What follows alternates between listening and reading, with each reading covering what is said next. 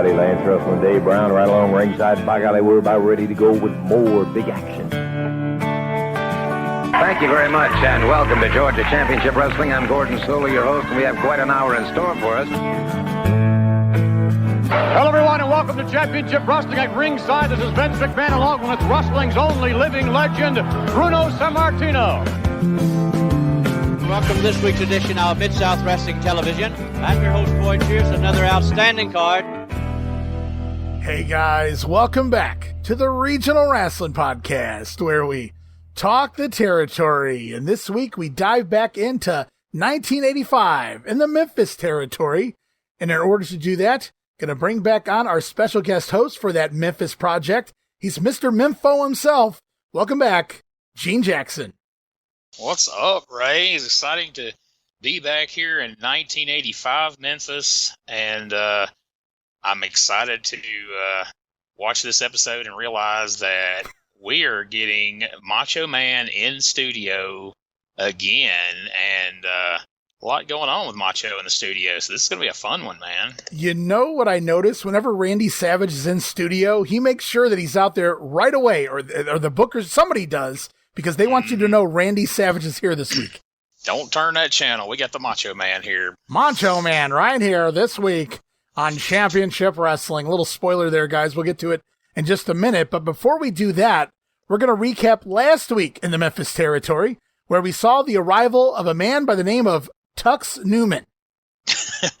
Yeah, we did. And we'll talk more about Tux, obviously, as this episode rolls on. But I feel like the Tux Newman we saw this week had a bit of an attitude adjustment. He seemed to be coming in a little hotter this week than he did the previous week. So, I said, we'll talk at length. But yeah, no mention of managing Bob Backlund this week either. So that's a plus as well.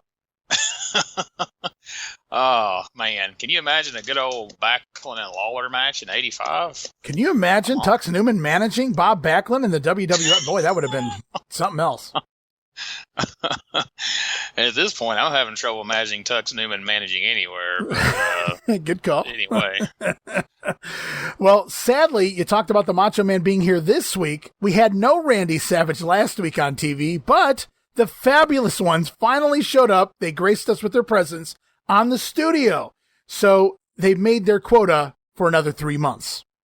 Yeah, folks, don't expect to see the fabulous ones back in the studio anytime soon. But, spoiler, I'm spoiling it all right here at the beginning, Ray. I'm sorry, but I had gotten the memo that you've got to let it be known right out of the gate that Macho Man's going to be here. So I had to go ahead and start the show with that. But we do get a unique thing where both Fabs are in the promo, at least the videotaped promo, point. And that's different. So. Yeah, they both showed up in front of the brick wall this week, so yeah, we got that to look forward to. On. Yeah, absolutely, and their beards. That's very important as we move forward as well. Also, last week, Constance and Ashley, or Constant and Ashley, depending on who you ask, giving the Terminators a run for their money as the worst tag team of the year. Yeah, if we have a 1985 Worst Tag Team of the Year award right now, I mean, the Terminators are going to win, but boy, Constance and Ashley are working their way up the ratings pretty quick. So. Runners up for sure at this point. Honorable mention, at least. Last week also on the program, Mad Dog Boyd showed up, and he got thrown a bone, pun intended, a sequin bone at that. Yes, it's like if gorgeous Jimmy Garvin was going to be a moondog, he would carry a sequined bone, I guess, and that's what Mad Dog Boyd had. I'm still scratching my head over that one, Ray. Lance Russell had his mind in the gutter last week on the show, Gene, as he announced the start time for the Mid-South Coliseum to be... Bell time will be 8 o'clock. 8 o'clock? I still don't know what to think about that one. Oh, bless his heart. Well, while we're at it, Lanny Poffo also had a revelation. Every time we try to wrestle, either single or tag team, it ends up in a gangbang.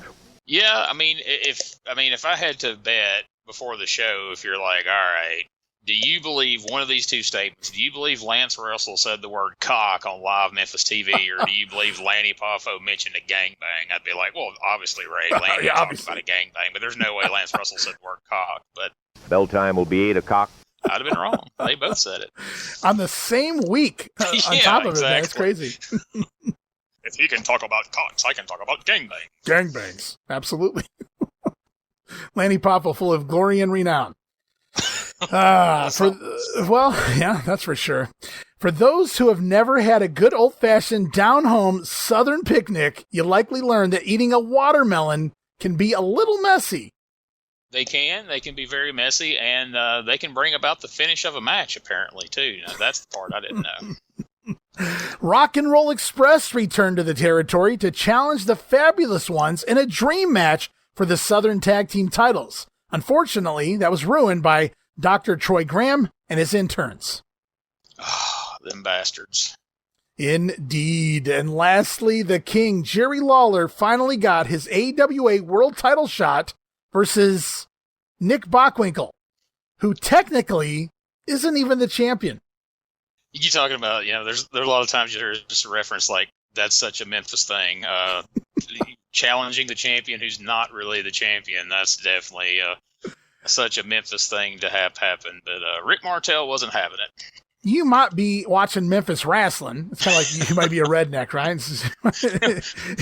We could start a whole series of saying by the end of this 1985, if you might be watching Memphis Wrestling. Yeah, we could turn that into a whole greeting card type of deal, man. Make a few bucks here out of this. As Christmas, it's not too far away. Another half year, so it's Christmas in July. We can do that. There you go. All right, guys, with all of that, the recap out of the way, time to start off a brand new episode of Championship Wrestling here, March the 9th. Right now, we head off to WMC TV5 Studios.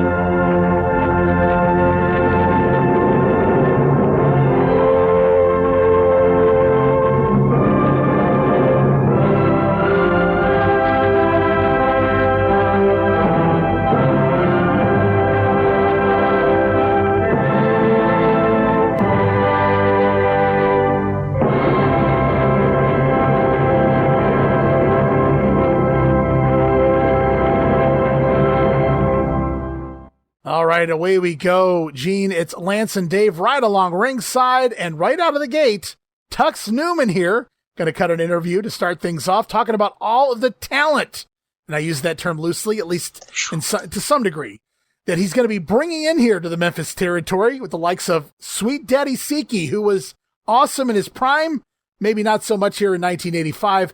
Also, the PYT's headed back here, Norvell Austin, Coco Ware, and the Cyclops. Can't wait for that one. All coming to the CWA.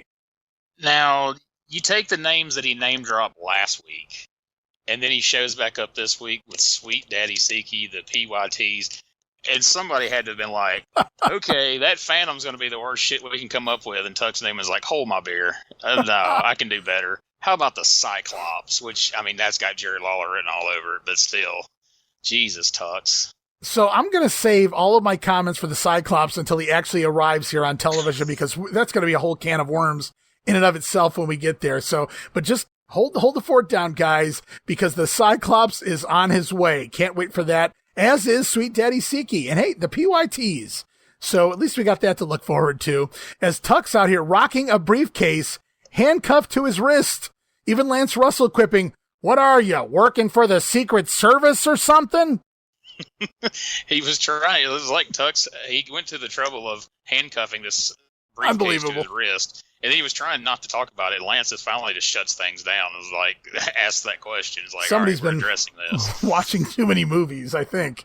Tux Newman with the briefcase handcuffed to his wrist here. As Tux says, what's in the briefcase is the key to beating Jerry Lawler and everyone in the Memphis territory.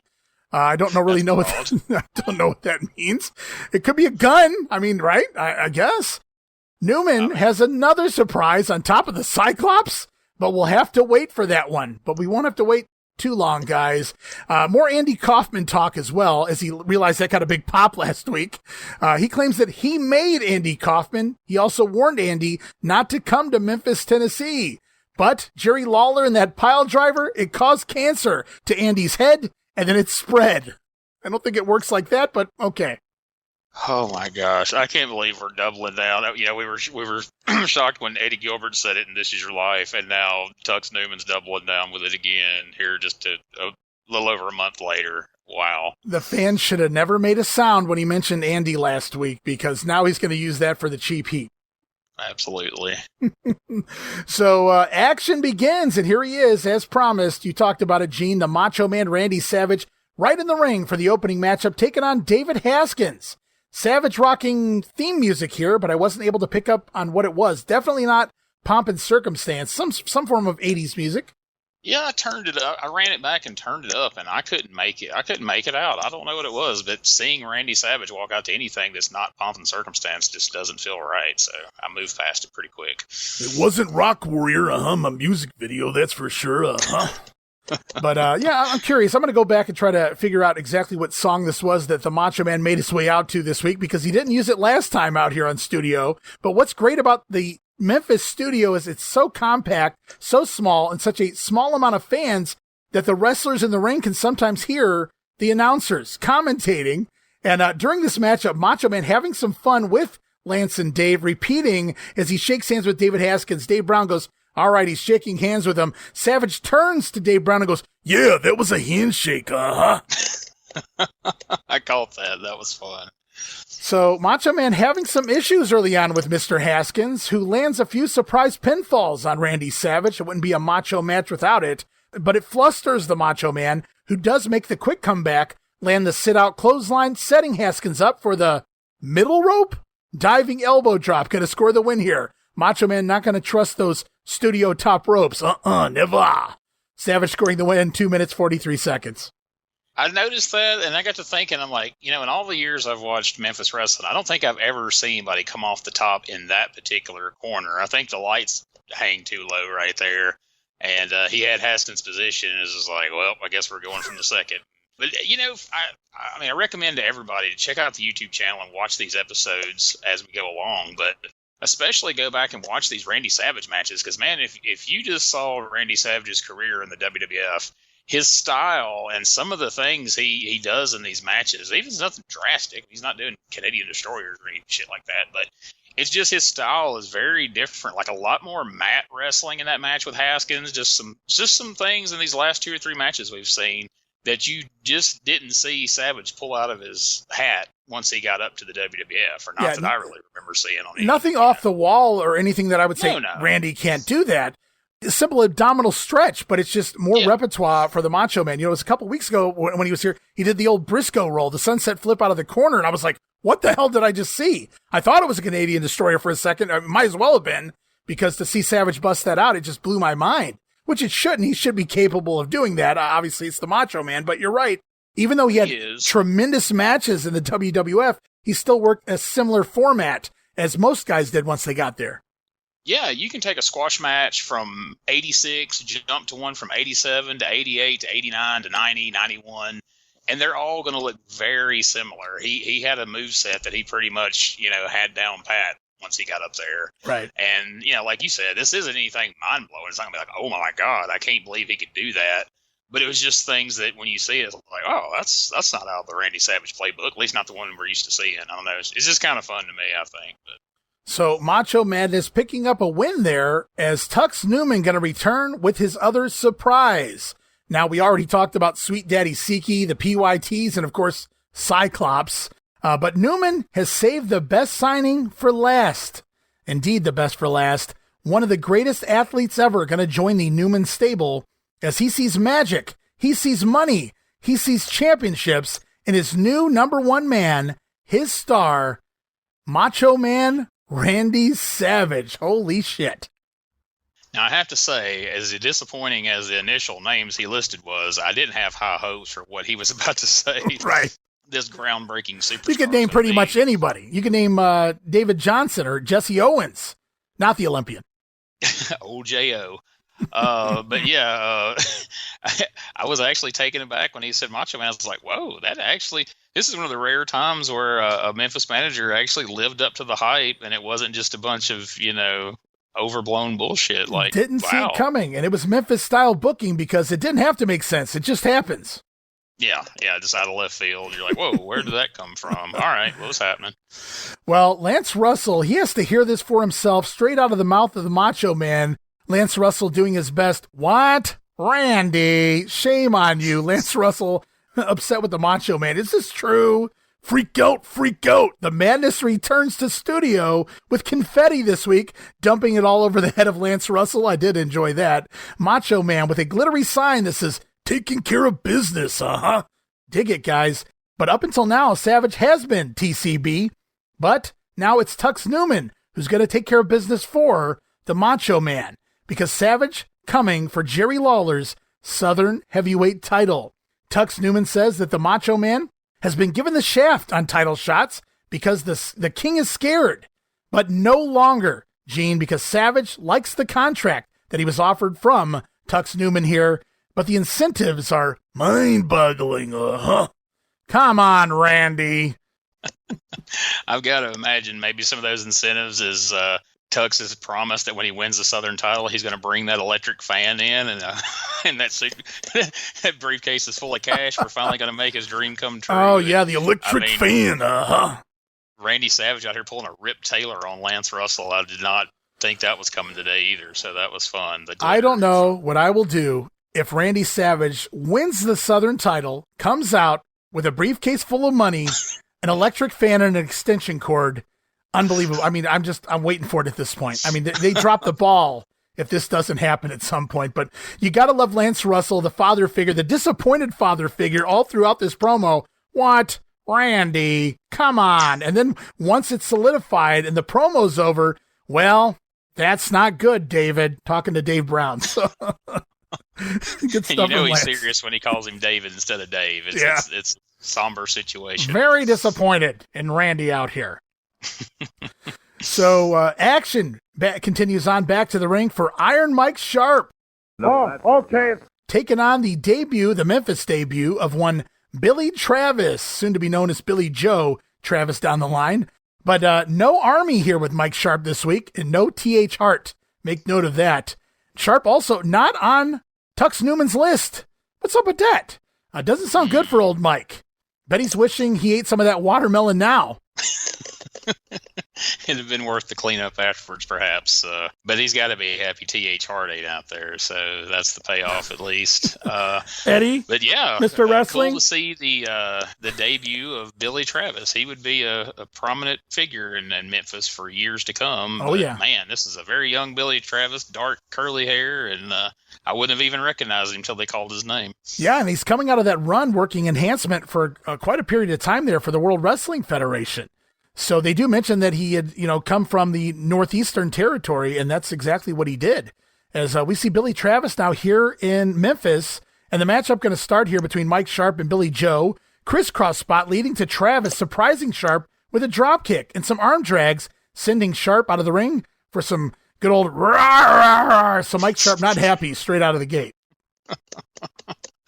Yes, classic Mike Sharp right there. Test of strength once Sharp back in the ring. Looks like he should easily win that one, but Travis going to escape into an arm wringer and a takedown on Iron Mike, working Sharp's arm as we get that new corner ceiling camera angle you were talking about last time here on the show. I hadn't noticed it the last episode of TV, but I saw it here. They show it several times. Kind of a weird placement, a camera up in the corner of the studio ceiling, almost like if you had a bootleg handheld up in the cheap seats. Yeah, it's very jarring. It takes you a minute to realize what angle we're at, and then you see Lance and Dave over in the background over here, like, whoa, we're in the top far corner over here. Like, what are we doing? And I guess they didn't love it because it doesn't stick around. No. I mean, I don't know if it sticks around in 85 for a while, but it certainly, as years go on, I don't remember seeing that angle. It's what kind of shocked me last week. I'm like, what angle is this? This is weird. But well, I figure Billy at Travis this point is starting out strong here, so yeah, let's get absolutely. another angle of it. Yeah, so let's take another look here at Billy Travis. See it from another angle. Now he still looks good here, but Mike Sharp going to make the comeback with a high backdrop. He's going to try one again, but this time Travis countering with a sunset flip, but they land by the ropes, and the action will continue on here. Sharp means business now. He's not going to be outdone here by a young, smaller Billy Travis. Clubbering begins as Travis telegraphs a backdrop attempt, and Sharp countering with a knee lift to keep control. So Billy Travis trying to backdrop the larger Iron Mike Sharp, And Sharp, he's a crafty veteran, sneaking in that knee lift to keep control here. Travis also reversing a whip in the corner, but he's missing a charge, landing out to the floor. I'm not sure if that was intended or not, but he comes back inside for the dreaded forearm O'Doom. Mike Sharp going to take the win, 5 minutes and 5 seconds. Well, you know what they say, Ray. No man can withstand cold steel to the head. No man could withstand cold steel on the head. Not even Billy Travis, and Mike Sharp makes sure of that here, scoring the win. So he's still successful even without a manager or any bodyguards or any faction ringside here for Iron Mike. But I was impressed how much they gave Billy Travis in his debut here. He did well with what he was given, Mike Sharp. And I'm not sure if that was just Sharp saying, hey, I'm going to give you a few spots here, or if the higher-ups asked for it. Yeah, I was curious about that myself, and I was like, I don't know, it's kind of weird seeing, like you said, him coming off his run as an enhancement guy in WWF, taking on one of the more famous enhancement guys of all time in the WWF, facing each other in Memphis. Let's see the pecking order of these two. Yeah, Mike Sharp going over there, loaded forearm, going to score the win. Of course, it doesn't matter if it's an undercard guy, enhancement guy, whatever. Mike's going to bust out the old loaded forearm, so... And so we continue on. We heard it just a little bit ago. Can it be true? The Macho Man joining the stable of Tux Newman, the only guy who announces his entire stable, and none of them have debuted yet. But they're coming. He promises you. Is Jerry Lawler out? He can't believe the story either. Looking good, King, in that suede jacket, says Lance Russell. As Lawler out here and immediately invites Randy Savage for a conversation. Lawler hoping Savage hasn't signed any business contracts yet, and tells the Macho Man that he doesn't have to get in the gutter with Slimeball like Tux Newman in order to get a Southern title shot. King admits that his schedule's been crazy, but he would give Randy a shot if he wanted it. Macho Man, he has respect for the King as a competitor, but says that Lawler has been traveling the world 3 or 4 times over, and nary one of those bouts were against the Macho Man. So Lawler at this point says that Savage, he never asked for a title shot, or he would have given him one. Sounds like Hulk and Andre here. Macho, I was thinking the same thing. Lawler says that Savage doesn't need a guy like Tux Newman to receive a championship match. The King offering up a title shot right here, as old Papaw Lance Russell talking common sense, trying to encourage Randy Savage to listen to the King, Randy. Listen to the King. He should have listened to the King. He should have listened to the King. As enter Tux Newman. Dun, dun, dun. Newman entering the promo here between the Macho Man and Jerry Lawler just when it was getting good. Tux says that Lawler, he isn't giving Macho Man anything. Savage deserves the title shot. He earned it, and they're taking it. They're forcing the title shot here. But the Lawler says, or implies, he doesn't want to give Savage a shot because of Tux Newman, but rather in spite of Newman. Makes sense to me. The King offering up the title match right here next week on TV. I wrote fucking Attitude Era Raw, Gene. Just announcing a title shot right here next week on Monday Night Raw. Exactly. I mean, this is the Memphis 85 equivalent of Goldberg faces Hogan on Nitro, brother. Well, they give a whole week's notice here, right? I mean, that's true. That's true. They would have had to. Yeah, they would have had to announce it the night before. And something tells me they can fill the 20-seat arena a lot faster than the Georgia Dome. It's true. So, last week things were almost cordial between Tux Newman and Lance Russell. He said a few little cracks on the people of Memphis and things like that, but like I say, he just came in hot in that initial promo, and then he comes after this one. He's just, I feel like somebody pulled him aside, like, look, man, you're the heel manager. You need to be a dick out there. Like, let's spice it up a little bit, because he was trying a lot harder to be an asshole this time around. Yeah, and that's not how we do shit here in Memphis. Go out there and get some real heat, damn it. Have you ever seen Jimmy Hart? Come on, man. We're trying to replace him. We traded off Jimmy Hart for Billy Travis, apparently, so we're going to need you to step it up. Oh, yeah, good call. So the WWF gets Jimmy Hart, the Macho Man, and Uncle Elmer, and then in return, I guess, Memphis gets Billy Travis. Fair trade. It pays off years down the line once he gets that guitar. Guitar, absolutely. Good times. Can't wait for that. As Randy Savage now starting to ponder if he spent a lot of time figuring all this out for absolutely nothing because the King is offering him a title shot. Maybe Randy didn't need Tux Newman, as Jerry hopes Randy Savage hasn't already signed with Tux because he's offering the title shot so long as Savage isn't managed by Newman. Macho Man on the first third of the program, though, can't complain there. We're about a half hour into the program, and Randy Savage has been all over, well, except for that Mike Sharp segment. And Macho Man telling Jerry Lawler to get that belt shined up real nice, basically telling the King to spit on that thing. Oh, my Lord. That is officially seeped into everything in life right now. Yeah. Again, when we're coming into this episode, I can't speak for you, but I certainly did not suspect that we would see next week live on TV in the studio. I mean, we've been complaining about not getting any Randy Savage in the studio. Now we're getting a Southern heavyweight title match against Jerry Lawler live on TV next week. I mean, come on, that's big stuff right there. It was a little open-ended for me because I wasn't sure were we getting it or not, because Lawler says, yeah, I'll put the title on the line, but not if you're managed by Newman. So I wish they clarified that a little more, but we'll have to wait and see what happens next week on TV, because right now the fans were expecting, as you said, a Southern heavyweight title match, but not just a title match, the biggest match you could possibly have with the local talent. I mean, I would say you can't tease that and take it away, but this is Memphis. They would totally tease They could that absolutely and take do it away. that. Absolutely. They certainly could. As we go off now to a VTR from Jackie Fargo sitting in that couch, that is only he can do. But he did change his shirt this time. He had like a purple polo or something going on here. As he throws it to the fabulous ones visiting sick kids in a hospital. And I wrote here in my notes, really cool visiting the kid in the hospital here. Of course, tape machines are rolling. Cameras are there. Publicity, pal.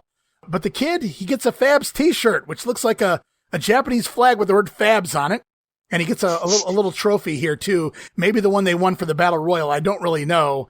And they stay a whopping 2 minutes here to visit the kid. But I wrote, seriously, really cool spirit booster for this kid. His leg in a cast, which they sign, but they mentioned that he'd been in there for a while. And I have no idea what the context was of this visit. But it's still cool at the end of the day. It was. It felt kind of weird with the whole, publicity side of it. But I was really hoping, man, as they were like, okay, here's a shirt, here's a trophy. And I was praying Steve Kearney be like, and here's a gift certificate for TGI Fridays that Lawler passed off on us on the Jerry Lawler show. Oh, I didn't know it was going to air on TV. Jerry might see this.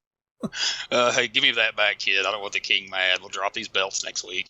I could be wrong, but the footage didn't look edited. Like, it looked straight through. So it felt like they were there. Like, the cameraman probably took longer to set up than the Fabs stayed. So I keep ripping them and the silly gifts that they give this kid, but I'm sure for him it was a huge deal. Oh, yeah, absolutely. I mean, I'm sure that was definitely a highlight for him. And it's cool, but yeah, it was just, I don't know. It felt very... We can't come to the studio, but we can go to the hospital. We're not coming to the studio this week because we're visiting a sick kid. We're just going to keep talking to him like girlfriends, just to remind everybody that just because we made all those gay videos, we really like girls and girlfriends. Don't you, sick kid?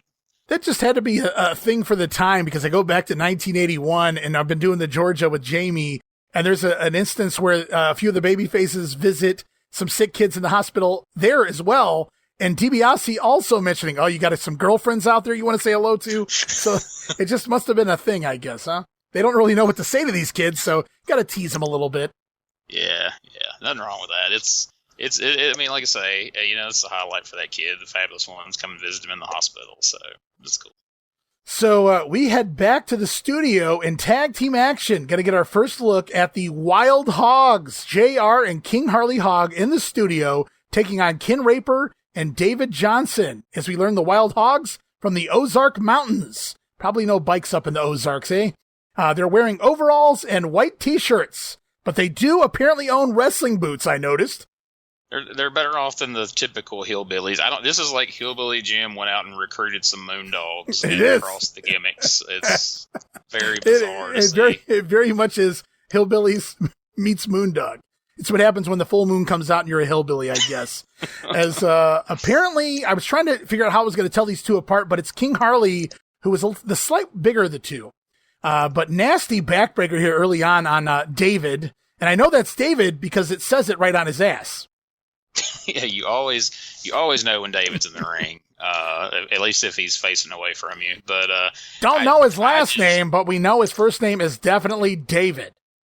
I mean, I guess at the time it didn't matter because he wasn't doing it yet. But in retrospect now, it just seems so weird to hear someone else being called King Harley and it's not race in there. I just thought it was odd that Lawler would allow somebody to be called King here, especially since he could be just Harley Hog. But I guess they really weren't too worried about that back then, pal. Solid heel work here. Really surprising, the Wild Hogs. Big backbreaker and a splash combo going to finish Raper off. Match goes about 3 minutes. But the Terminators make these guys look like the fucking Midnight Express. What more can I add to that? I mean, that sums it up. No, I mean, I'm serious, but I go back and very solid in the ring, and I know they were a team coming into there, so it's not like they didn't know each other, and obviously they looked the part of whatever the hell that gimmick is, but at the same time, the way they were playing to the crowd, talking and shouting and just playing the heel gimmick up, I thought they did a really good job. I was surprised, like, why don't they keep these guys around? Why were the Terminators here for several months, but these guys, you know, they're short-lived. Yeah, I mean, it has to be of their own volition. They must have wanted to move on for whatever reason, and I'm sure, like, always it's money or lack thereof. No doubt. I mean, you're only keeping the Terminators because they're willing to work for whatever they're getting paid because nobody else will book them. These guys did a couple of weeks in, got a couple of paychecks, and they're like, nah. Yeah. I'm waiting to see what else we get out of these guys before they're gone, if we see much at all of them. But I was kind of impressed, and I was, you know, I wasn't bothered by the fact that the Hogs were on my screen. Can't believe I said that sentence. I mean, as soon as I seen them on the screen, I wanted to hate them and be ready to just rip on the gimmick. But no, once the match got going, I'm like, wow, these guys aren't bad. I mean, the names are terrible because it's just, I don't know, it's such a misdirection when you hear the names. But still, it's like Moondogs that could work.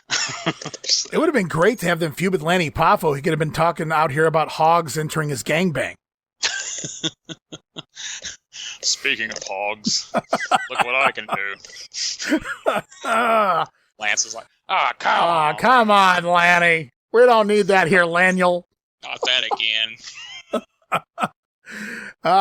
Reminder, guys, to call the hotline, 685-69. Back to the gangbang. If you want to hear more about this gangbang Lanny's talking about, call the hotline.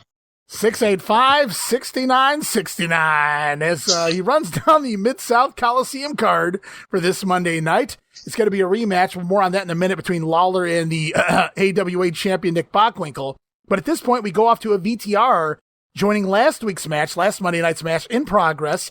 A little more context here this week on the double count out after 41 minutes and 16 seconds of wrestling. Boy, would have been pissed off, dude. Now there's more context here as the video going to show Tux Newman come ringside and ring the bell in the middle of the match as Jerry Lawler looked to have the win, prompting Lawler to assume that the time limit had expired.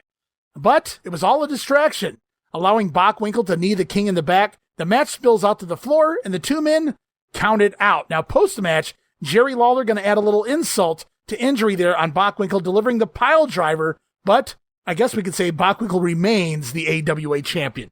Sort of. Well, you know, we said that somebody wanted to heap some more heat on Tux Newman. What a better way to put heat on him than let these guys go out there and have a 41-minute world title match and then have this jackass come out there and ring the bell and screw things up. I mean, if that don't get him heat, I don't know what will. Yeah, no kidding here. Jerry Lawler out for a promo after we see the video talking about the AWA Championship Committee reviewing the matchup. And they're still also, how incompetent is the AWA Championship Committee? Not only are they reviewing the Lawler-Bockwinkel match, but apparently they're still reviewing the Martel-Bockwinkel title change. I wrote, okay. So the AWA has had enough of Nick, says Lawler. Somehow they made this decision for a rematch between the King and Bockwinkel before they can make a decision about the title match between Martel and Bockwinkel, which allegedly took place first. So, based on this timeline, the AWA should make a ruling on this Lawler-Bockwinkel match by June, and hopefully they'll have a decision on the Martel thing by May. Good grief. But we do learn, Gene, that the rematch is in place Monday night. Jerry Lawler going for the gold one more time, the AWA title on the line. in a Texas death match. So Texas death match rules as we go off to a VTR once again this week from Nick Bockwinkel, conducted by Ken Resnick. All right, wrestling fans, as you by now know, absolutely unheard of, Nick Bockwinkel. Monday night, a Texas death match with the king and the championship on the line. I have no idea what the rules are going to be. I have no idea what is going on except to tell you that for 1 week, I have been flying into every city in the United States trying to find people on the championship committee. I am trying to find people who would want to do this to me. Now, I'll give it to you straight, Lawler. You've got some kind of influence. There's no question about it. When I left your little city, I thought I was going to be gone for a while, and instead I'm coming back. But if you think you've got some kind of advantage, if you think that you can take and force me and denigrate my sport and my profession and make me step into the ring with you under these circumstances and it's going to work out for you, let me tell you, you're wrong. Now I'm sick and I'm tired, and I'm not going to stand up here and talk in a nice, articulate, and intelligent tone. I'm going to yell and scream, and I'm going to get very guttural, like I guess I have to be to make an impression on whoever. Now, I want you to take the word back that when this thing is done and over with, I do not plan on coming out of it the loser.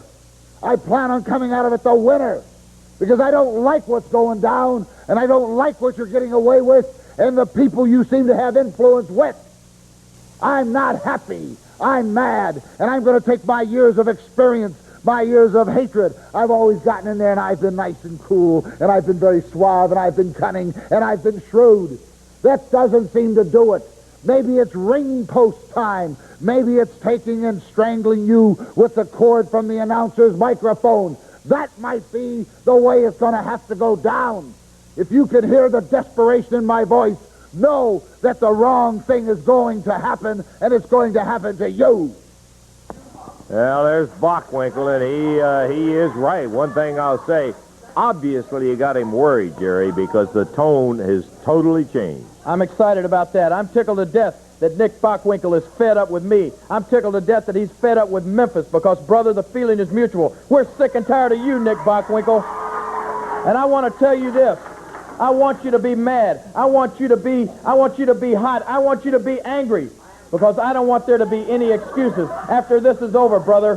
When you're laying flat on your back and you can't stand on your own 2 feet, and they got my hand in the air and I'm the new AWA World Heavyweight Champion, I don't want you to be able to say that there was some kind of excuse, that there was some kind of fluke. I want you to know once and for all, and this is the match that it's going to happen in, that I am the champion, and you are number 2, Bockwinkel. All right. Go get him, Jerry. I'll tell you what. Texas Death, Bockwinkel and Lawler literally may go all night. Gonna be something else. So Jerry Lawler clearly has some pull with the AWA, so says Bockwinkel. And Nick is pissed, says he's not happy, he's mad.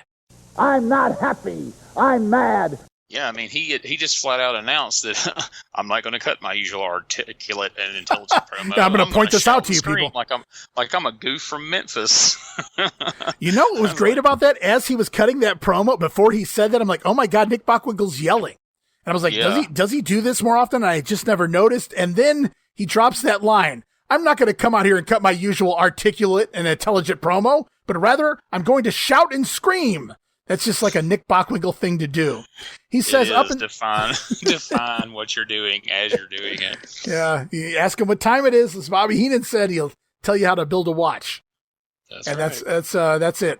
As he also states that I'm usually cool, cunning, and suave in the ring, but this time maybe it's ring post time. I love his Bockwinkelisms. Ring post time.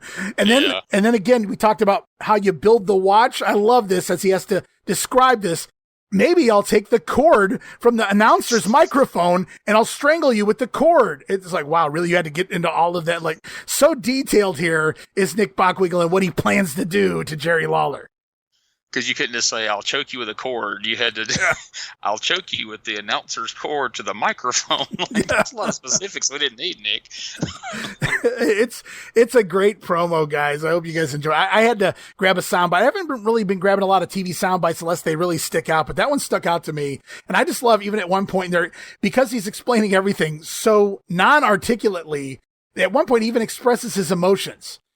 I'm not happy. I'm mad. I'm not happy. I'm mad. So just Nick Bockwinkel, everyone. He is coming back with a vengeance. The maybe AWA champion Bockwinkel back Monday night to take on the King. Texas Deathmatch. As we continue on here, we go to a PYT music video. To what else but PYT? Pretty young thing. Michael Jackson. That Michael Jackson kid. As Lance Russell referring to the PYTs as pretty young and tough. Was that what they went by in Memphis, or was it the Pretty Young Things? I was a little confused. I was wondering, am I wrong, or is Lance? I think Lance is wrong, but okay, folks. I don't know if you're listening to this, how familiar you are with the PYTs or Norvell Austin. Norvell was neither pretty or young in 1985, okay? He was a thing, though. He was a thing. He was a thing. And he was tough. Maybe that was just his role in the team. Like, all right, we'll call Coco pretty and young, and he's the thing. I don't know, but I love it. Yeah, but we were promised the PYTs are returning with Tux Newman, and we get a music video here to kind of further enhance that. Unfortunately, it was not a video of the Cyclops, so we're still waiting for that one. As we go back to the ring tag team action, going to see Playboy Frazier team with Jerry Bryant, taking on the team of Lanny Poffo, and also this week making his Memphis studio debut. Nobody does it like a thug, talking about Tracy Smothers here to team with Leaping Lanny. What a way to start off your Memphis run. How awesome is that? So, here are two guys making their debut that would go on to be fixtures in Memphis for years and years to come. Billy Travis and Tracy Smothers, and debuting in the same episode. That's pretty cool, and I'm such a fan of Tracy Smothers. So, really, really cool to get to see him here starting out as a youngster, teaming with Lanny Poffo. So he's not, he's not in a straight up jobber role here because he's teaming with Lanny, who fluctuates between being in enhancement type Right. matches, but also teaming with his brother as Poffo Mania. He'll go from opening match to main event and back in the course of a week of house show matches. It's called. Yeah, it's totally crazy. And, I too, have a fondness for Tracy Smothers. Very lucky, very fortunate, very blessed to spend a lot of time with Tracy. It seemed like he was up here 2 or 3 weekends a month for a few years here in the early 2000s up in the Cleveland area, and spent so much time with Tracy in and out of the ring, watching him drink like 100-ounce beers and things of that nature. So just great stories that come out of Tracy. Some I'll share on here in the future, and some I can't share on here at all.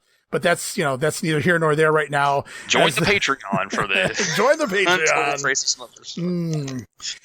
Tag team action, though, guys, as we see a shaved-headed Playboy, Stone Cold Playboy Frazier out here, and a bearded... and a bearded Jerry Bryant versus what Lance Russell calls a tall, lanky youngster in Tracy Smothers and the master of the gangbangs, Lanny Poffo.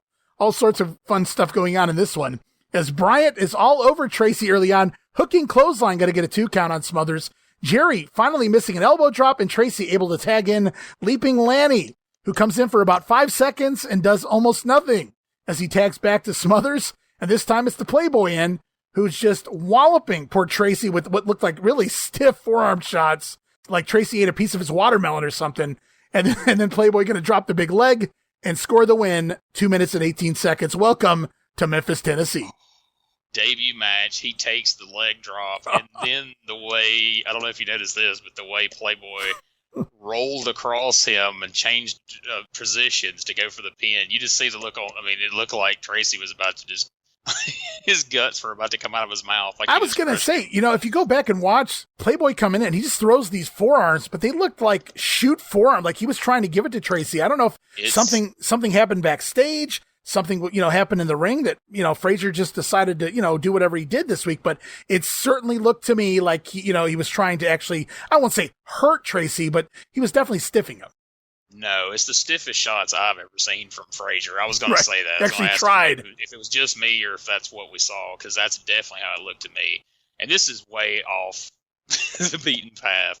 But I just have to say that when you said that about Lanny Poffo being the master of the gangbangs, it popped in my head the scene from Old School. I just picture Lanny Poffo coming to the door and that suit of honor saying, "I'm here for the gangbang."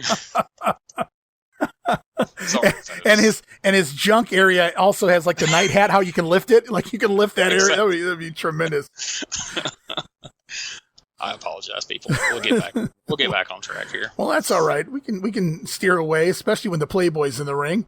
But he's out of the ring now. They're going to pick up a win here. I think they're part of Eddie's Army. I'm not really sure what's going on with that right now. More on that at the end of the program.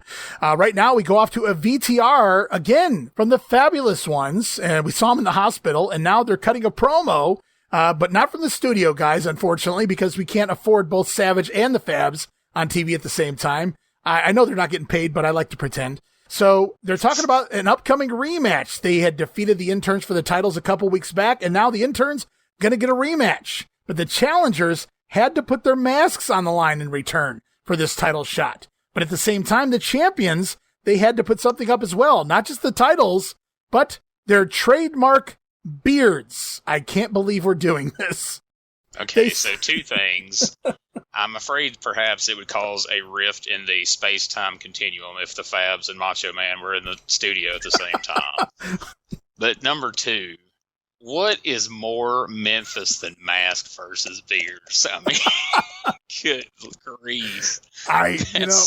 How are they cutting these promos with a straight face is what I'm saying. You know, this was the first time I asked myself that. I know we've seen some hokey-ass shit here so far in 1985, but this was the first time I literally said, I can't believe they're doing this. Like, even for Memphis, I'm like, they're putting their beards. They don't even have, like, Jimmy Valiant beards, right? Like, when the Boogie Woogie Man did it, was like, oh, no, don't get rid of that awesome flowing freaking sheep that's growing on your chin. But in this instance, these guys got 5 o'clock shadows, maybe a little more, but not a whole lot. So they have to think about it now, says Steve Kern. They have to think about this matchup because if they lose their beards, they may lose that extra something. So apparently their beards do not grow back. I'm assuming here. I don't know, but I can't believe, as you said, with a straight face, Steve Kern said, now we have to take the match seriously. Not when the titles were on the line. Not when you hit my dad, but when our beards got to go, oh, man, now it's on. Now we got to think about this thing.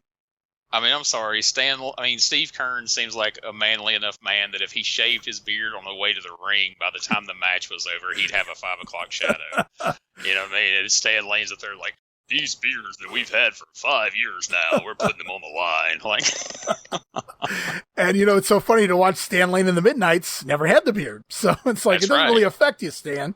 But that's how you know he's a heel. And usually it's the other way around. Right, heel beard. Ricky Morton had his heel run in Memphis. He grew a beard out, and you're like, oh, that son of a bitch. Hollywood Hogan, beard. Right. He's a bastard. Yeah, it was just, my son was binge watching Raw, and Crush comes back from taking out from Yokozuna, and he's got a goatee. I said, oh, heel beard. Heel beard alert. Yep. Look out, Macho Man. Uh-huh.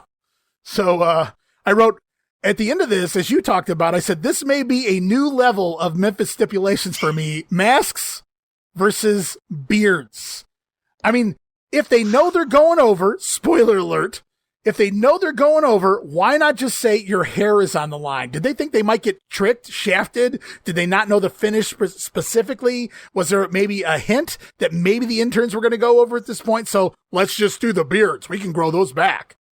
My only theory on that is that they would think, the fans would think, there's no way these guys are getting their head shaved. Right. But there's a chance we might see them get their beard shaved. I don't know, but it's just such a silly-ass thing to put out. Most men can grow a beard back in a few days. It's not like it's, except for Stan Frazier, whose hair hasn't grown back now in weeks.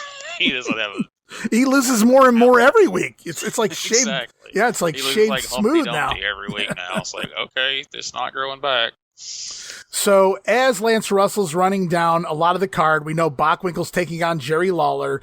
And should the King win the AWA World Title, should he become the AWA champion, Eddie Marlin comes out trying to add a little realism. It's almost like Bill Watts' booking here for about 5 seconds, but then you remember that whole beard thing and you throw that out the window. But Eddie Marlin announces that should Jerry Lawler become the AWA champion, that Austin Idol would pick up Lawler's bookings. Now, we know that's not going to happen, so again, I call bullshit. That was so freaking random. Like, where did you pull Austin Idol out of? Like, All right, I just want to tell everybody, if he wins the world title, Austin Idol will take up his bookings. Like, Throwing a first big of all, name we out know there. Austin Idol's not going to show up if you book him. And number two, like, how did you come upon It's like, him? wait a minute. Austin Idol doesn't show up when he is booked. You're going to tell me he's going to show up with a last-minute notice? I don't know about that. Come on, Eddie. So back to another promo here in the studio with Dr. Troy Graham. He says his interns are away on surgery, but they left us a beautiful VTR from a locker room near you guys. The interns talking to Stan and Steve Lane as they crack the old man's hip, they say, and they talk a little more about their masks versus the beards and the titles. Stan and Steve Lane. Something about those two guys with their build, them two being shirtless with their arms around each other in that promo just felt odd. And we're almost going to have to make it a drinking game for every time Troy Graham goes to the well of the old wine and dines with kings and queens bit, because he works that into every other promo, it feels like. Yeah, Troy was on a roll last week, though, man. That was probably the longest spiel I'd heard yet. Yeah, and so this week I was like, all right, let's see what he's got this week. And then I was like, well, that's kind of disappointing. And then he pitches to the interns, Roger Smith, who don't know their freaking the names of the guys. Yeah, I don't. What does it matter what their names are, right? We want our belts It'll back. be Steven Stan no beard after this week, pal. So back to the ring. Oh, no, back to more studio promo time. So Troy Graham cut a very short promo there. It was mostly about the interns in that VTR. So instead, it's back for Hot Stuff Eddie Gilbert and a Mr. Wrestling promo. They've got the Rock and Roll Express back in town here. Ricky and Robert coming back this Monday night. As Eddie Gilbert talks the Rock and Rolls, Lance asks if they will sign with Tux Newman. Eddie responds, no comment. I wrote, what happened to Eddie's Army? What happened to T.H. Hart? I guess Eddie must have gotten bored with this already. That's one thing about Memphis at times, like, they wouldn't write stuff off as far as like, all right, well, we'll do something to kill this off. It would just abruptly disappear. Like, all of a sudden Eddie's not wearing an Army helmet, and Sharp and these other guys are out there of their own accord, and they're not calling them by their ranks anymore. And it's Right. This kind of went away. And I figure Eddie's no comment in my head. I wanted it to be like, well, they're trying to stick us with Tux Newman, but we're fighting it so far. We'll see who wins. So far, so good, Lance. May have to head back to Mid-South. I don't know. Wait to see what the Booker does with this one here. But just odd. Last week, the entire Army's out there eating watermelons on the desk. Oh, watermelon seeds everywhere. This week, Eddie Gilbert back in normal Hot Stuff attire alongside his father in a mask. And we'll see more of them in just a minute here as they're going to be in action. But first, it's the tag team of Steve Constance and Tim Ashley taking on Keith Roberson. Haven't seen him here, I don't believe, this year yet. And Jesse Owens, not the Olympian. Not the Olympian. J.O. here draws a short straw and has to wrestle Constance and Ashley. That he does, as Constance landing in a dangerous power slam, going to score the quick win. This one only goes 43 seconds. I'd like to call it painless, but I don't know if that's the case for poor Jesse Owens. As Lance Russell says, Say goodnight, Jesse. say goodnight, Jesse. Yeah, only 40 seconds too long on that one. Indeed. So we get one tag team match there. I guess they could have given the next match an extra 43 seconds, and we could have done without that. But one more match up here this week on TV to the expiration of time. It's Eddie Gilbert teaming with the masked Mr. Wrestling, taking on who else but the kings of the expiration of time match, Brad and Mark Batten. Every week, it seems.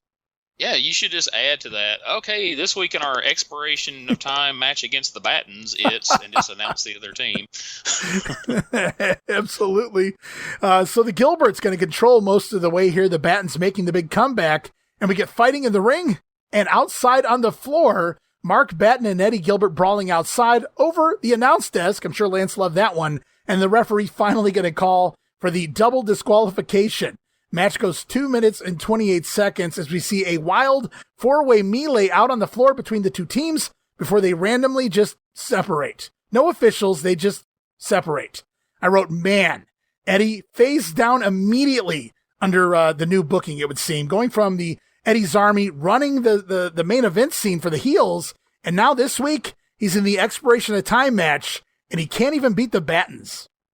Yes, and we're supposed to think they stand a chance against the freaking Rock and Roll Express, and they can't beat the Battens, who hasn't Yeah, beat who any. booked that shit? Good call. I didn't even think of that.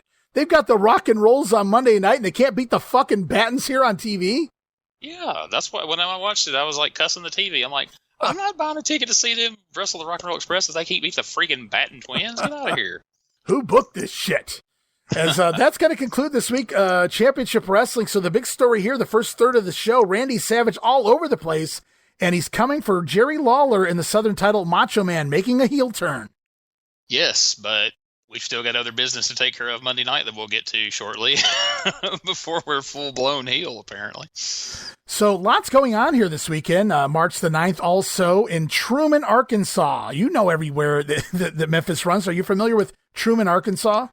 I am. I actually once wrestled a match in Truman, Arkansas. Very good. Was it at the high school?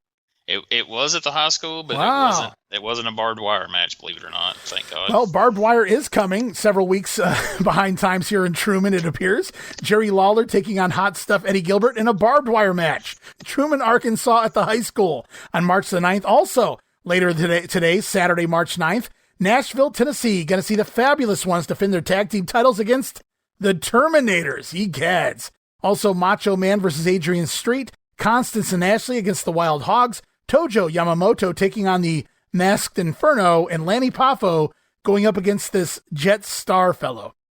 I feel like circling back to that just a minute, based on what we've seen here these last couple of months here, I feel like whoever put these shows together cut out the part where apparently when Dave Brown was telling about where they're coming when they announce on TV. If you would like a barbed wire match brought to your high school for a fundraiser, just call Eddie Marlin at this number, because we keep having barbed wire. Like barbed wire fundraisers at all the high schools. Yeah, good call. And we're just going on tour of barbed wire matches at high schools. That's crazy to me. Yeah. What a fundraiser match, right? We don't have to bring too much talent. It's just me and you, Eddie. We'll go out there and do the barbed wire shtick, and that's it. See if we can make the band cry. We'll even ride together. Who gives a shit? As action goes on here Sunday, because there's no Jerry Lawler show. Well, there probably was a Lawler show, but I don't have that episode, so I guess we luck out this week, Gene. No Jerry Lawler show. So we roll on to Sunday night in the Jackson Coliseum. Lots of action here. Going to see 8 matches on the card, including Adrian Street and Randy Savage in a lumberjack match. Fabs versus the Interns Southern Tag titles on the line in a Falls Count Anywhere match. Also, Eddie Gilbert and Mr. Wrestling teaming up to take on Jerry Lawler, and at this point, it's announced as Chief Joe Lightfoot. And right now, we've got some sound bites queued up from several of the men involved. Okay, right back into Channel 7's Championship Wrestling coming up in just a moment. Hey, Friday, March the 15th in Union City, Tennessee at the high school. Friday the 22nd of March in Dresden, Tennessee. Now, how about on the 10th right there in Jackson? Now, this will be Sunday at nighttime, 8 p.m., my friend, and what a whale of a night it'll be with 8 big matches, including a main event Texas death match where the Fabulous Ones will be going against Troy Graham's Interns. Baby, we've been talking about Jackson ever since the fire went out. Texas Tornado death match, baby. No time limit, no disqualification. It can go on all night long, baby. And I'm already dressed in my pajamas, and I got my Interns a new pair. We're coming to Jackson, baby. All kinds of hell's going to break loose. I'll tell you a match that'll be taking place right before that one gets underway. It will be Eddie Gilbert and Mr. Wrestling going against Jerry Lawler and Joe Lightfoot. That's right. You know, some people I can't say in this world are traitors. Benedict Arnold's just like Joe Lightfoot. You know what he did? He turned on my father, Mr. Wrestling. He turned on him. So now in Jackson, you got to pay your dues. Boy, I'm going to get you down. I'm going to whip you, and I'm going to whip you again. And then I'm going to tell Mr. Wrestling to back up, and I'm going to say, let me have the king, because I'm going to show him who the real king is. Just come on down, Lightfoot, and I'll guarantee we will show you and Mr. Lawler what it's all about. Well, now, Lance, you and all the rest of these people, you introduced me as General Eddie Hot Stuff Gilbert. Lawler, you're going to find out who the greatest in wrestling is in Jackson. Well, that's the reason we're going to have the match right there in Jackson. That's on Sunday the 10th at 8 p.m. Well, we've called him a pure athlete. We've called him one of the wilder wrestlers we've ever seen. He is all of that and more, and I'm talking about the Macho Man, Randy Savage. Now, Randy, you've had some bouts recently with Adrian Street, and Miss Linda has been involved more than just standing around the ringside on that. So embarrassed I can't face the camera. Now, what kind of an athlete am I? What kind of a man am I standing here Right now, in time and space, and looking into the video scope right now, Miss Linda, yeah.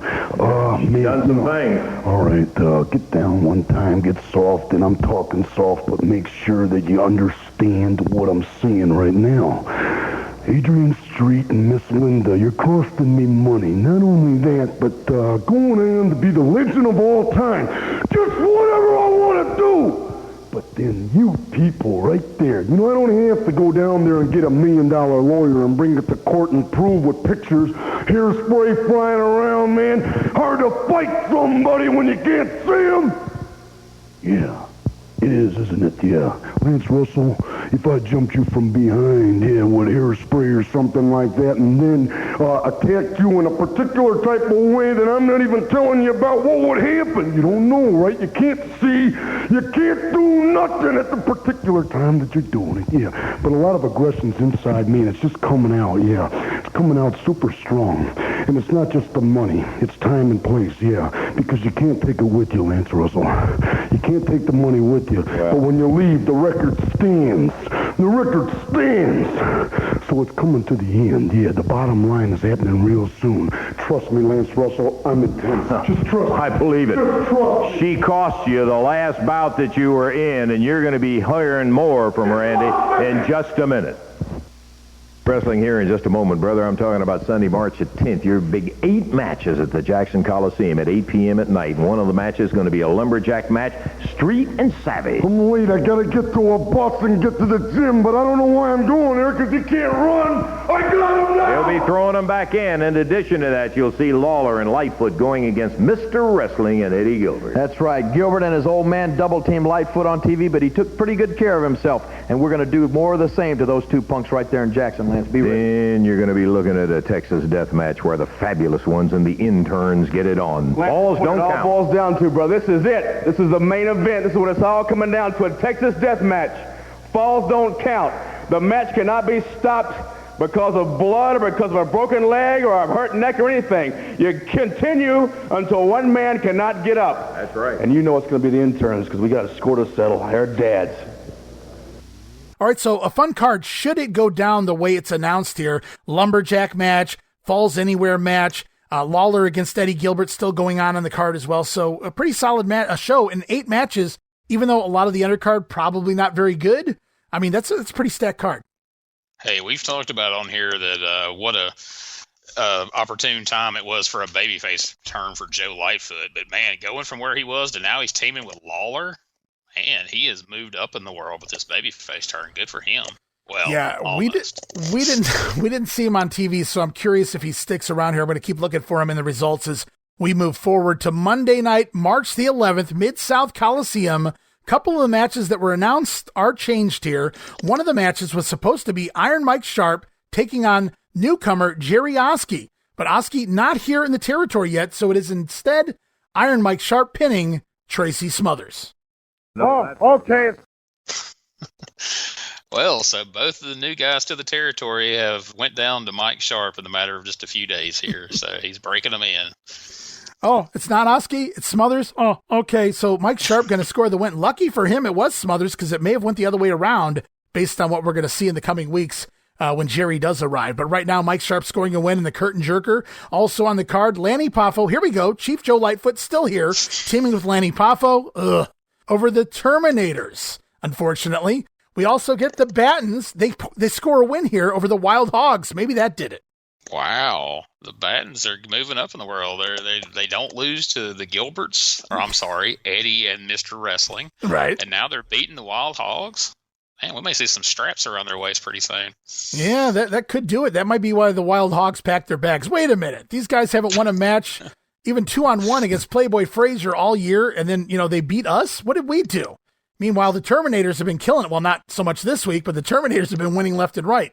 It's a very interesting booking here. We'll have to see what happens with the Battens moving forward. Also on the card, newly turned heel Randy Savage still playing a babyface at the Coliseum, defeating Adrian Street because, hey, it was already booked. Lumberjack match here, Macho Man going over. I know you almost want to be like, hey guys, you know we're not a week behind in Memphis, right? Like they saw the TV. Exactly. So we were promised Constance and Ashley versus Playboy Frazier and Jerry Bryant. Luckily, we don't get that. Unfortunately, Steve Constance is still here in a one-on-one match, scoring a win over Jerry Bryant. They finally broke Frazier. Frazier's like, I ain't showing up for that shit. I'm staying home. It was all right with the Battens, but I ain't doing this one.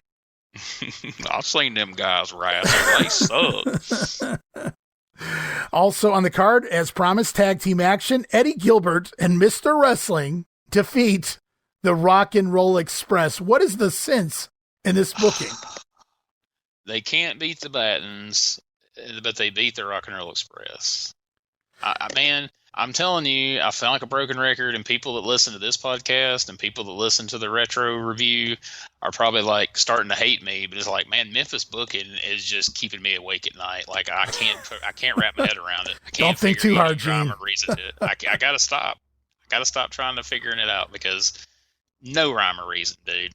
Yeah, with Tommy Gilbert in this stage in his career and doing the Mr. Wrestling shtick, which is kind of tongue-in-cheek at this point, it almost seems impossible for this team to go in here and be believable as the winners. Maybe we'll see the matchup in future episodes of the Coliseum show matches, but at this point in time, I'm not sure how they score the win over the Rock and Rolls, but they clearly do, and it's just really weird to me because Rock and Roll Express are such a huge team by this point, and I get they should do the job because they're just coming in and working shots, really, at this point. And they're not really here long term. So I get why the local team would go over in this match, but after the way you booked them on TV, as you pointed out, and then just, Mr. Wrestling involved in general, it's kind of weird to see them go over here on Ricky and Robert. I'd be less offended if Mr. Wrestling beat Tracy Smothers and Eddie and Iron Mike Sharp beat Rock and Roll Express, if I'm being honest. Hey, man, I'd say even slide the Playboy. No, okay, I won't go that far. Wow, here it is. I'm going to win? Okay, I'll show up. What's that you say? I get to beat them Rock and Roll Express. I'll be there. Oh, man. I wonder if this sold out the Coliseum this week. It is the masks of the Interns up against the Southern Tag Team titles and the beards of the Fabulous Ones. Boy, let's see what happens here. Well, it looks like, the ladies out there need not worry. The Fabulous Ones going to go over on those pesky Interns, retain their titles and their beards. Meanwhile, the Interns, they have to unmask. And it turns out to be... Who is it every time, Gene? Oh, it's got to be Roger Smith and Don Bass, there you go. a.k.a. the Interns, a.k.a. the Assassins, a.k.a. Fire and Flame, a.k.a. the A-Team. And I'm sure we could go on and on, but... Just expect that I'm sure within a matter of weeks, if not days, we're liable to see the Assassins return or Fire and Flame. I'm quite sure. But or the Tanks, Sherman and Septic, right? Yeah, I mean, might as well pull out something new because we know who they've been unmasked as every version so far. So I mean, it's not much of a reveal, but okay. Well, I thought we might see some beards get shaved. How would they have done that? Like, with a straight razor? Like, what would they have done in that instant? Oh my God! Bring a barber's chair, lather up their face, and wow. Well, we're 1 for 1 so far. The fans happy. The Fabulous Ones retain their beards and the titles, and then it's off to the main event. AWA World Title on the line. Nick Bockwinkel defending against Jerry the King Lawler in a Texas death match, and of course, as we know, Bockwinkel only billed as the AWA champion, but he will retain here, defeating the King. So Bockwinkel leaving town with the AWA title. Jerry Lawler going to have to wait for another title shot. Those just aren't words you expect to hear together. Nick Bockwinkel in a Texas death match in Memphis. Like, that's just so far out of his wheelhouse. But hey, he pulled it off. He retained the title that he didn't have. I have it on good notice that they asked Nick Bockwinkel to explain the rules of the Texas death match in a VTR, but it ran too long and there was no way it was going to fit on a 90-minute program. They ran out of tape. Oh, we should have recorded this in LP.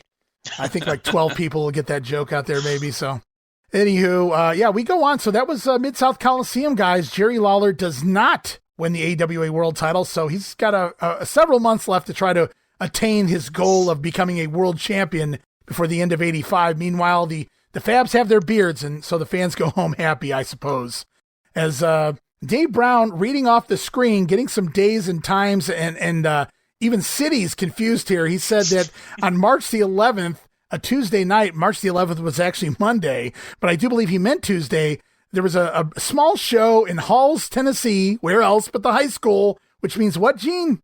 Gotta have a barbed wire match at the high school, man. Barbed wire match coming to Halls, Tennessee at the high school. And I'm going to have to assume Jerry Lawler part of that fundraising event because, you know, it seems like he's always on those barbed wire shows. We'll see if he pops up here also March the 12th in Louisville, as someone made sure to back that up here. I don't know if you got that message too. I saw that. Okay. One of our listeners made sure to make it clear it is Louisville. Kentucky at the Louisville Gardens. See, I did it again. We got some sound bites queued up for some upcoming matches, interesting matches on the card. Some of the matches include the Rock and Roll Express. They're still here this week, taking on the Wild Hogs, but also the Fabulous Ones. Wow.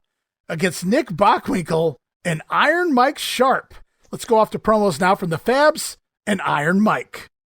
Championship Wrestling here in just one moment. By golly, I'll tell you one thing. Coming up Tuesday night, you got some action and a half right there at the Louisville Gardens. Take a listen. We got 6 big matches. I'll give you the whole card in just a moment. But the last 2 matches I want to talk about in particular, the Rock and Roll Express. Rick and Robert are going to be blowing back into the Gardens right there in Louisville to go against JR and King Harley Hogg. And you know what kind of action you can expect from the Rock and Roll Express. And then the final match, a Southern Tag Team title match. You're going to have the Fabulous One standing Steve defending against a team of Nick Bockwinkel and Big Iron Mike Sharp. Sizable team, Steve. Yeah, and very respectable, too. You know, Lance, they've got credentials. They've got them a mile long. First of all, Nick Bockwinkel, former world champion. Right. Iron Mike Sharp, I don't know what he's been, but he's been around a while, so he's no slouch in the business, so he's going to be stepping in there as a veteran. You know, he got this new guy in here, this Tux, too. He seems to be running his mouth about how great he is, how powerful he is, and apparently he's got some kind of power to put these 2 men together, especially Nick Bockwinkel. But I'd like to say welcome back to the Rock and Roll Express when they come back. And I'd also like to say, as for you, Tux, you didn't try to sign the Fabulous Ones. You're signing everybody to try to beat us. Well, you just bring them on because we're the champions and we're the guys you got to beat. Tuesday night. You know, Nick Bockwinkel's from up north, and we just came from up there, and we kind of like this area a little bit better, a whole lot better. We plan on staying here. We plan on staying the Southern Tag Team Champions, so come on and get you some. Tuesday night, Louisville Gardens. Goodness gracious, what a night of action it's going to be, including the return of Rick and Robert, the Rock and Roll Express. What a dynamite young team going against the Wild Hogs, JR and King Harley. And then you're going to be seeing an AWA Southern Tag Championship match, and that's going to have the Fabulous One Stan and Steve defending against an unbelievable team of Iron Mike Sharp and Nick Bockwinkel. Tell me something, Mike. Tux Newman, is he now your new manager? Let me put it this way, Lance. We'll let Mr. Newman do the talking, you do the listening. Okay, Tux, didn't take you long to get in action. It didn't, did it? And you know why? Because this man is highly intelligent. And that's why I am highly intelligent. I only get intelligent wrestlers. Can you imagine Iron Mike Sharp and the AWA World Heavyweight Wrestling Champion Nick Bockwinkel as a tag team? They will destroy everyone. You know, I can't understand how the Fabulous Ones are going to show up in Louisville, Kentucky this Tuesday night. It's beyond my imagination, and I'm sure beyond Mr. Sharp's imagination, and of course Mr. Bockwinkel's imagination, because these men don't have a chance. Bockwinkel and of course Sharp will be the new Southern Tag Team Heavyweight Champions. I guarantee you. Well, that's what it's all about Tuesday night. We're going to have to find out if all your genius and these 2 men can defeat the Fab. Intelligence. Wow. Can you imagine Iron Mike Sharp teaming with Nick Bockwinkel? What a random team that is. It feels like, some future Japanese tag team. And Tux Newman now on the side of Iron Mike, at least for this promo. You want to talk about the dream tag team I never knew I needed right there. Jamie Ward is salivating somewhere. Oh my God! Can you imagine if they'd just been against Steve-O, then this probably been the last match he would ever need to see. He would just shut it down after that.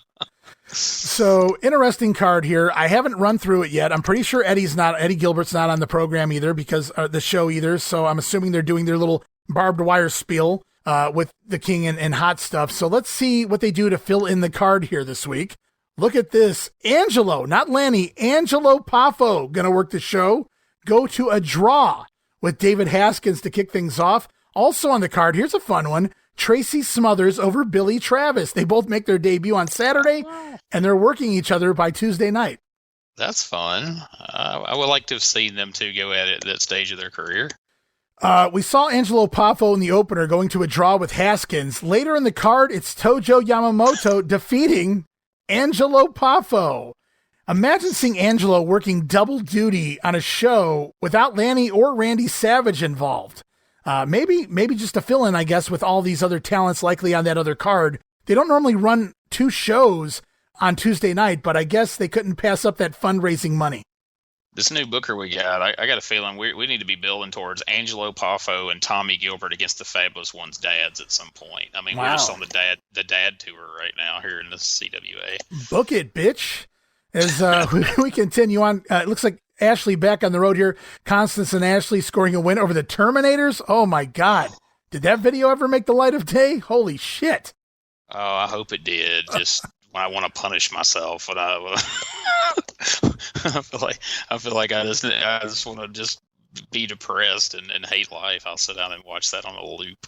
I am really confused with the pecking order of the tag teams right now here in the Memphis territory because the Battens couldn't be beaten by the Gilberts, but the Gilberts beat the Rock and Rolls.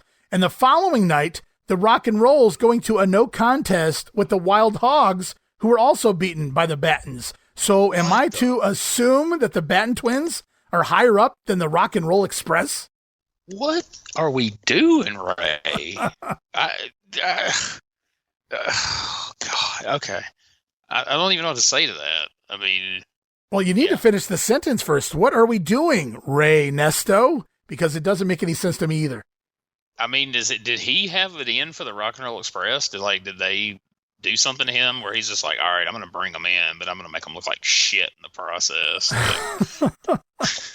I don't know. They were working a couple of matches already, working the Fabs last week, and then I think they had a match or two prior to that as well.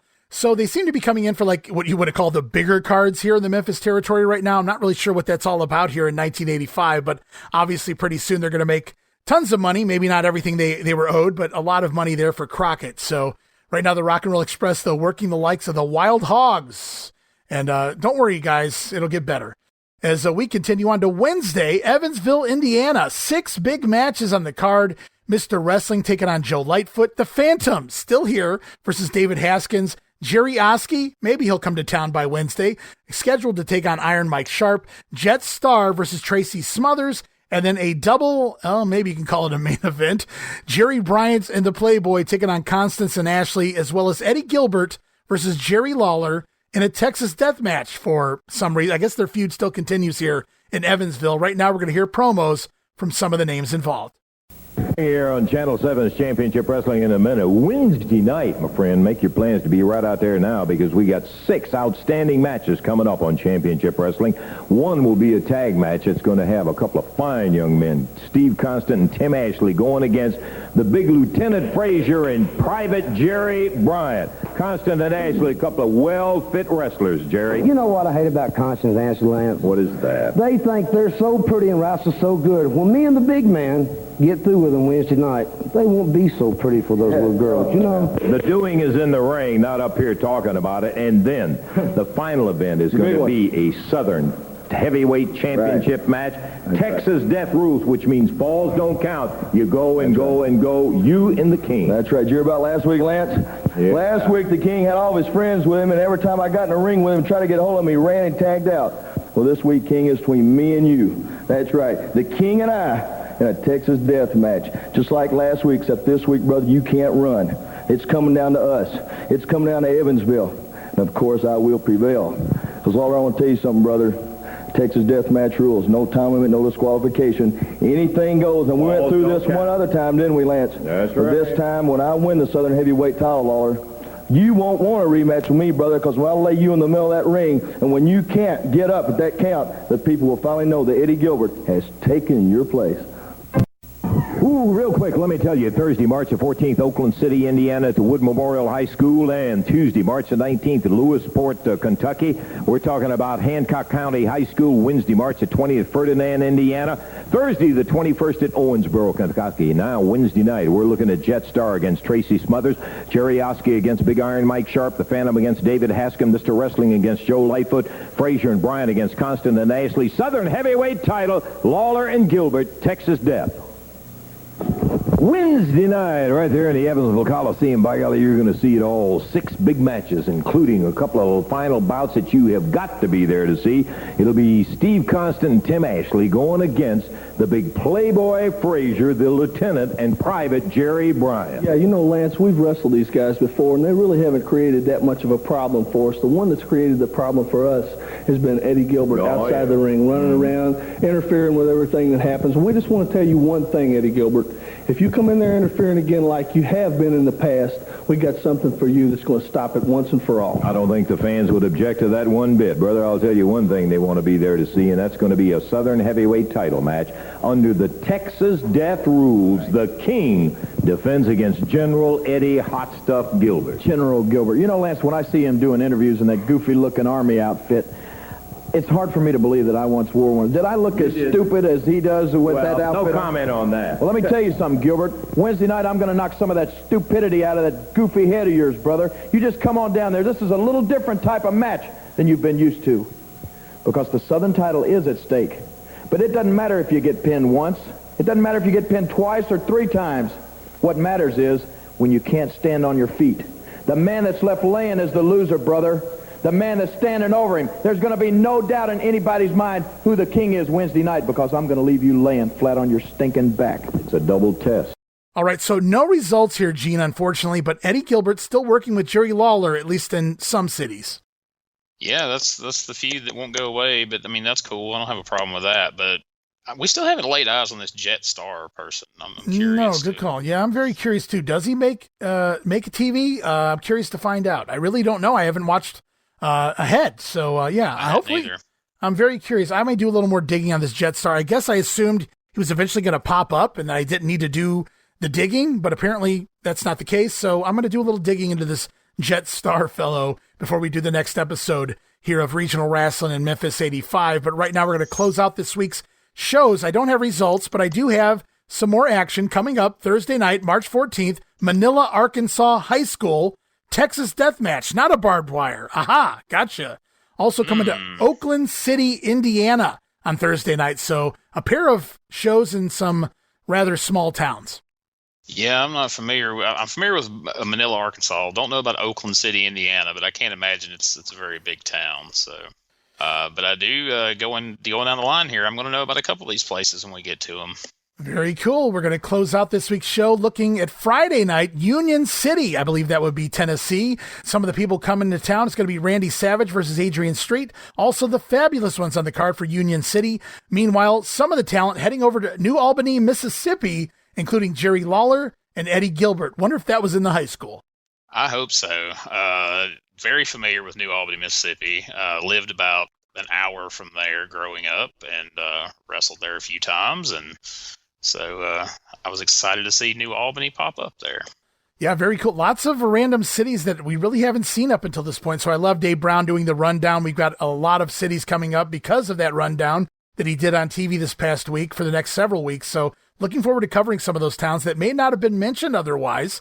So, we'll get to those when we get there next time here on Regional Rasslin. But, with no Jerry Lawler's show, our show running a little shorter than usual, but that's okay. We got all the content in.